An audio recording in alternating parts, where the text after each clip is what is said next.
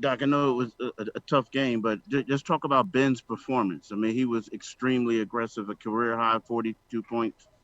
Yeah, 42, 12, and 9, and Keith, honestly, he had to be. I didn't know we were going to get the 42 points out of him, but he did everything. He guarded, did a good job, um, played with pace.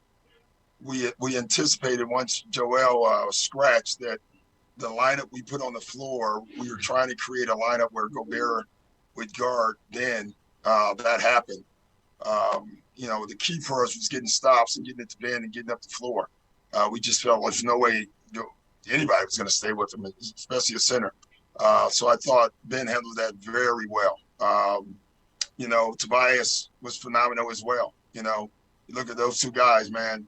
And then, the unsung heroes, Dwight had a very long, tough day today. He had a death in the family, didn't come to shoot around, didn't even show up to the arena till 5:30, 6 o'clock. I assumed he wasn't playing. It's funny. I told him he didn't have to play. And he said, Coach, I just want to get on the floor. It's better than just sitting around the room. And I thought he was phenomenal. Ben was 1 rebound shy of a 40-point triple-double. How impressed were you with the way that he played tonight? Man, from the start of the game, he was just on a mission out there. And you just saw another element of his game, I think, even being up to 5 and being a roller and how fast he was rolling to the basket. And that opened up the floor for everybody pretty much out there tonight. But his pace and his ability, having a Gobert on him, a center, and to get in a lot of screens, but then to also be aggressive offensively, it was pretty amazing. Obviously, would have been better to get a win and have a 40-point triple-double, but we just had to save that for another time. We'll do 2 more here. Tim and then Paul. Tim, go ahead.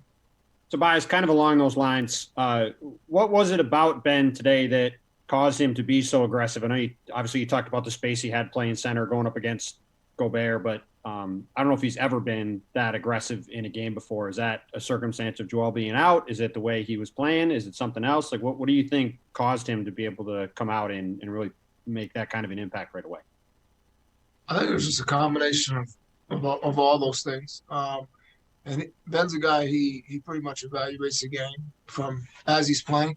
And you can see in the beginning of the game, he knew that he can get by those guys with his speed. And we just started finding some different ways to get him involved. But you saw it was a game where he was also, like I saw it, kind of him working on some things. And I was getting in the post and using his body down there versus guys that aren't as big as him and shooting over him. So it was just an evolution of his game, continuing to come together game after game. But he also just had that mindset that he wanted to do whatever he could to help us win tonight.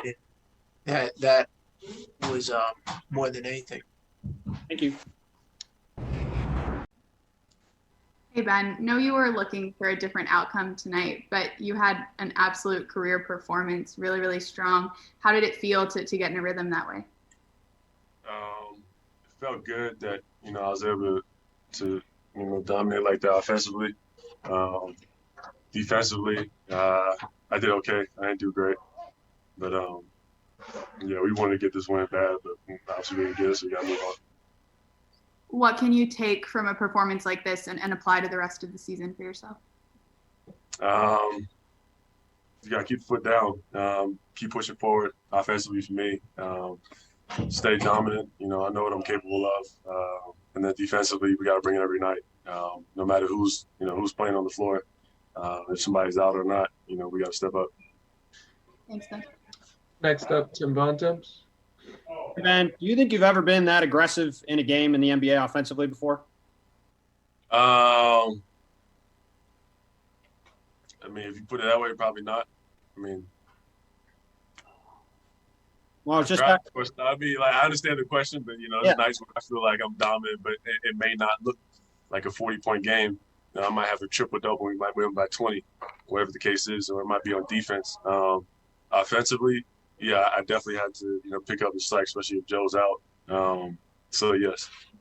I mean, obviously, I kind of asked the leading question, but I was more curious. I know with Joel out, that's obviously probably part of your thinking, but you, from the very beginning of the game, came out with an aggression you rarely play with. I was curious, is that because Joel was out? Was it some other reason? And when you talk about carrying that forward, is there a way you can play that way when he's out there to kind of balance that a little bit? Yeah, I've just honestly just been working on my mentality and my mental a lot these past few weeks. So I think my mindset is it's not easy to do that. Change the way you play or certain things in the game. That come natural for certain people. I feel like I'm figuring it out. Obviously, my scoring's been a lot higher in the last 5-6 games. So as long as I can keep doing that and stay locked in and keep working on my mental, I think it's scary. Thank you. Let's go to Noah Levick next. Hey, Ben, you talked to us a lot about how you're not really a player with a position. How did you like the situation tonight where you're being guarded by opposing big men and you sort of get to show off all of your versatility? Yeah, I love when I saw Rudy's guarding me. So, I mean, I love being able to go at somebody like that. Yeah, I felt like it was a little bit of disrespect putting him on me, but it is what it is. Next up, Rich Hoffman. Hey, Ben, you mentioned your scoring has been up over the past 5 games. I know you guys went 1-3 on the road trip, but with the scoring outputs of the last 3 games, can you take that as a positive moving forward? Can I take me scoring more as a positive? Yeah, I mean, like, you guys did lose the games, but considering how you've played individually over the past 3 games. Yeah, that's defense. That's us on defense. Defensively, I think we just got to be better. We got to communicate more. We got to play as a unit and stick to who we are. At times we've shown it in the past 3 games, but we haven't stuck with it, the whole game, which has hurt us. But offensively, I think my offense is helping. It's just defense. We got to get that right. 2 more, Austin Krell, Sean Barnard. Austin, go ahead first. Hey, Ben, I kind of felt like tonight they were trying to funnel you towards Rudy Gobert, and you were getting to the rim, and you weren't really, shying away from contact. And this season, particularly, your free throw percentage is up. Tonight, you're 12 of 13 from the line. Has anything kind of changed for you mechanically or mentally at the free throw line? I think it's all mental. People don't realize your mental is a huge part of the game. And for me, I continue to work on that. So, I'm just trying to get better and progress my game and get to that next level. Last one to Sean. Hey, Ben, when did you guys find out that Joel wasn't going to go tonight, and how did that change your guys' mindset? Prior to the game, but, it shouldn't be a factor. And, we should always have the same mentality coming to compete and win, no matter who's on the floor. I'm proud of my guys tonight. I think everyone stepped up. A lot of people going through stuff. But we put the team first. Guys came out and played hard, played aggressive offensively and defensively, and we stuck with it. Thanks for watching ESPN on YouTube. For live streaming sports and premium content, subscribe to ESPN+.